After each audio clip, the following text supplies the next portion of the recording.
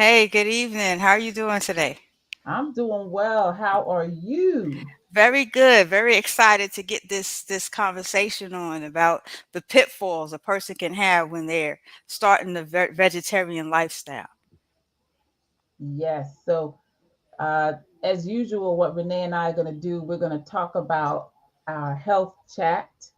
Mhm. And our goal, really, what you know, is really to inspire and motivate you to make some changes or think about, how you're eating and how you're moving. And Mhm. so that we can inspire you to make those changes and help your family to better health. That's our goal. So not we hope, I think we will achieve that tonight. Yeah. And we appreciate your feedback. And if you have questions, we'll leave information at the end on how you can reach out to either one of us. Okay. So Renee, Yeah. you want to start and get us started? Yes, as y'all notice at the ticker on the bottom, we're talking about how to avoid some of the pitfalls. There are pitfalls in going vegetarian or going vegan or or starting a pescatarian lifestyle. But the first hurdle is, what is it? What does it actually mean? Well, I looked up some Webster dictionary, so please don't tag me and start trolling me. But according to Webster, okay, what a vegetarian is a person who does not eat meat, someone whose diet consists wholly of vegetables, fruits, grains, nuts, and sometimes eggs and dairy products. So yes, there are vegetarians that do eat eggs and dairy products. But then there's also pescatarians that add to that list fish, but they still don't eat anything that no, none of the meats from mammals, so to speak. Ha- but there is some that are stricter, and these are vegans. And what a vegan is, it mentions it defines it as a strict vegetarian who consumes no food like meat, eggs, or dairy products that comes from an animal. So I like the expression "nothing with a face." Face. So that's a person that is extremely strict. And a lot of times when we see that definition or that difference, the main difference is why they became that. Wouldn't you agree? Mhm. Because a lot of people who become vegan out of a moral or a feeling toward the animal.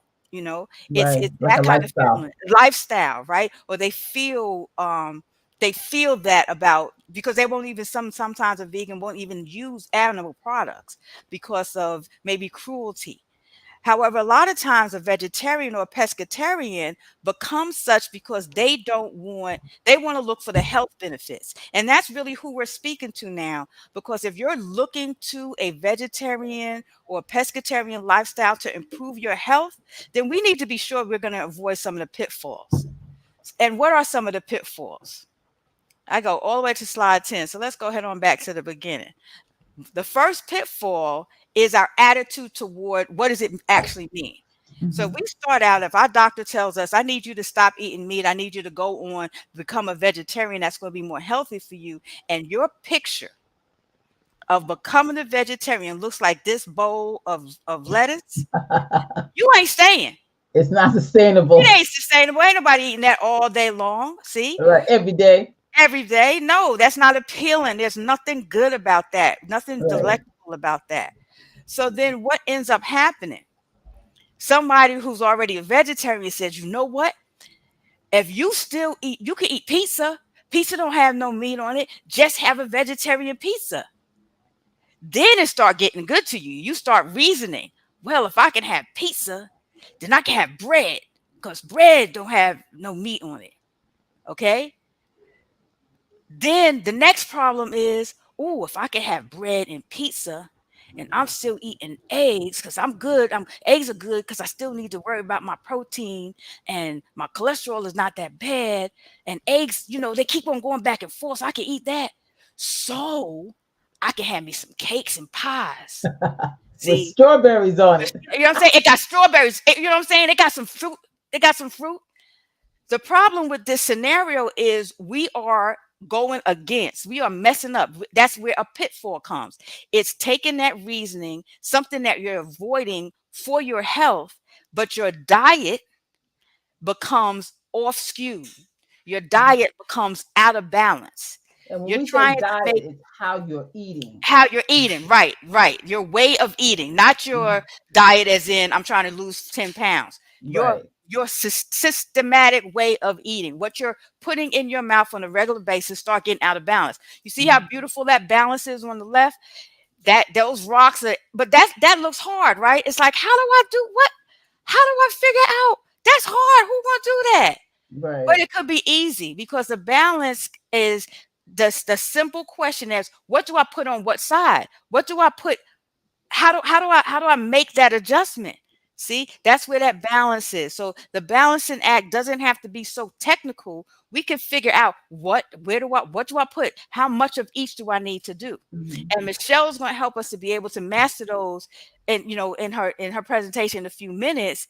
But first, let's see what are some of the things that we have to make sure is on that heavy side, which Mhm. is the thing that's going to be able to what do you call it, to ground our diet or Right. ground our Mhm. eating. The first thing we want to make sure we have a good source of protein, but where our protein needs to have that nice mouthfeel. I really enjoy quinoa because quinoa gives me the mouthfeel of something that has that kind of like pasta-y, bready consistency, the ricey consistency, but it has the antioxidants, it has the protein, it has all of these vitamins in it. It's a superfood.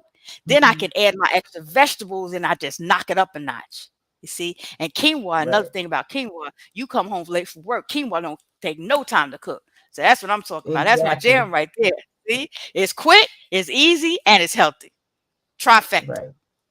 Another thing is have a, I love you it. know what I'm saying? Have a salad or, Doesn't that look some people pretty? go, it's pretty and it's, everything is a little bit cooked. And I love the fact that look at them colors. They got the little slightly roasted. If you take those vegetables and throw them, another thing is quick, throw them in the oven and let them just get them a high oven. Got to be 450 or 475. If you got a gas oven, you cooking with gas, you good. Hurry up and quick roast them just quickly, just until they just start to wilt, and put them things together with another couple of savory stuff. Your taste buds are like, I am satisfied, or as my Right. sister said, I'm satiated. You see? Yeah. And making sure that you're getting your protein. People think, oh, I can only get protein from meat. Girl, you got all kind of ways, or young gentlemen, you got all kind of ways to get their protein. And Michelle going to deep dive into some of those more technical aspects because as a health coach, she's certified. She really knows her stuff in that area. How do we avoid the pitfalls? We see what the pitfalls are. How do we get over them? We don't want to do what? We don't want to get into that singular boring. We want our food to look good, to look appealing, to make us want to eat it. And how do we do that in a balanced way? Michelle, I want you to help us to see what is it that we need to do to successfully overcome these pitfalls. We know what the pitfalls are, right? Exactly. But Exactly. what do we do about them?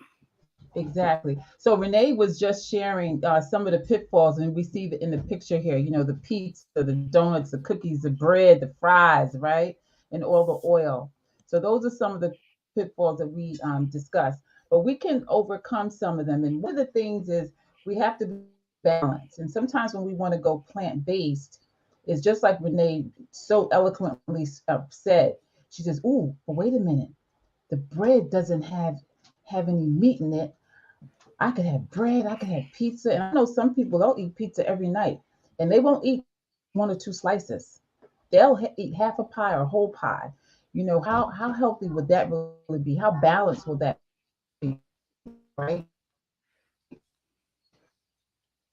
So one of the things that some people say is that people feel that you can't get the protein without taking some type of supplement. Mhm. Nothing beats food, the nutrients that are in food, right? Yep. So and I'm only going to give you just some things. You know, you can give us a call and we can help you go into a deep dive per se for you personally, because we like to meet people where they are. So, but where you can get some protein would be like from your very dark leafy vegetables, your kale, your spinach, your mushrooms. And there's so many things you can do with mushrooms. Oh my goodness, sweet corn, mung beans, tofu. The beautiful thing about tofu is tofu takes on whatever flavor Yep. or seasoning that you use. So, for example, if you want eggs, let's see, right? So, if you want eggs, for example, right, you could add some black salt and it'll make your tofu, you know, you'll think you're eating eggs, right? So, That's right. those are some things. You can add spirulina to your shake, which is something that I do on a regular basis. You also can use chia seeds in your eggs. That's just to name a few. That's some ways that you can get your protein in, right? The other thing, the other pitfall is a lot of times as when we're trying to transition to plant-based or vegan, we're not eating enough satiated foods, meaning foods that keep us full, right? Because if we're not full and we're not satisfied, we're going to go for those unhealthy things. So in the United States, for example, we don't eat enough fiber, and we need fiber to clean ourselves out. And you know what I mean. Some things that you can use to clean yourself out. You can use beets. And I'm gonna show you some. I'm gonna share something with you. I had got some organic, non-GMO beets, boiled the water, and it looked and smelled so good. I said, I'm saving this water. Let me tell you, I've made it in my shake. Oh my goodness, the flavor. So I use that Mhm. as my liquid, my beet juice. So beets is very good for you. It's very good for your blood as well. Avocado, healthy fat. It's very good. You have avocado, and you get a lot of fiber in that. Celery. Celery Mhm. is amazing, especially if you have it first thing in the morning before you eat. Cabbage. Cabbage helps you with your cholesterol. So if you have high cholesterol, cabbage is really well. When you talk about Brussels sprouts, I'm a person that I have cardiac disease. I have a pacemaker. I had surgery when I was 18. So heart health is very important to me, near and dear. So Brussels sprouts. There's so many things, so many recipes that you can make with Brussels sprouts. Broccoli. Mhm. One thing about broccoli, it helps with that belly fat. And for our brothers out there, our men, it helps with prostate cancer. Potatoes, purple potatoes, sweet potatoes, and no need to add any sugar either. It's already sweet, right? Potatoes in your salad, mashed potatoes, very filling. It'll hold you until lunchtime. Blackberries, cherries, dates, all of those things are very, very good for you. I wanted to share one salad with you, for example, and I wish I could give credit to who I saw it, where I got the recipe from. I don't recall, but they had an arugula salad with red onion, dry roasted pistachios, and they had cheese. So because I am plant based, I added vegan cheese now, and because I do eat fish, wild fish. I added some grilled fish, some grilled salmon actually, and I just saw a recipe. This woman on YouTube, Life as Juliana, and she had these chicken nuggets made out of what? The Tofu. tofu. But I tell you, delicious. Wow. Did is I just minused out what was not healthy for me. For example, the sugar. The sugar, I'm gonna tell you, sugar, that's another topic, but sugar is like deadly. So I minus out the sugar and the foods that wouldn't work well for me. So, and that's what you could do with this recipe. You just take out what doesn't work well for you and use the rest. But her spices, amazing. Jamaican woman, it was delicious. All So, right now. okay. The other thing, when we go vegan, Renee talked about it. We get high on carbohydrates, and carbohydrates gets a bad rap. So, for example, we need carbohydrates. We need it for our brain. We need it for energy. So, because when we Mhm. work out, it helps us with our endurance, right? But the key is we have to have the right carbs, and Yeah. we also have to make sure that we are in charge of our portions. Because Mhm. in the United States of America, our portions are huge, Yeah. right? We don't need to eat like we running track if all we're gonna do is sitting at our computer. Exactly, exactly. So, and a lot of times when we're eating those carbohydrates, we're not getting the right exercise. So, for example, we should at least do 30 minutes a day, 5 days a week, and that's a minimum, right? The other pitfall, talking about Renee talked about pizza and those high fat foods. We really need to really be mindful of those foods that we're eating because those high fat and heavy oils, they Mhm. really affect our heart, our arteries, and then we wonder like, when did I develop this high blood pressure? When did I develop this cardiovascular disease? It doesn't happen Mm, overnight. It takes years of eating a particular way. So what I encourage people to do is eat young, heart healthy oils. And what do I mean by that? I was trained by Dr. Sears, and you want to have oils like fish, your omegas from your wild salmon, for example. You want to have olive and nut oils. Those things are good. mhm, The other thing you want to avoid are your old oils, what I refer to as your heart harmful oils. And that's your partially hydrogenated oils. Look on your oil and see what it's made out of so that you know that you're not using it. So some of those would be like your corn oil, your palm and kernel oil, or your sunflower oil, right? And the reason why this is bad, and I'll share this with you, there's something called the endothelium. The endothelium is a thin membrane that's in the inside of our heart and our blood vessels, right? So when we mhm, eat these high fatty foods and these oils and these cookies and all these mhm. cakes, or like that beautiful strawberry cake with all that sugar in it that Renee has showed, right? When we eat those things, what they do is they accumulate and they clog up our arteries. It's like Over it's coating time, it, coating it on the inside, right? exactly. And you get that plaque, like how you get plaque on your Mm, teeth, you get that plaque. And how is that mhm. blood going to go through? It gets thick.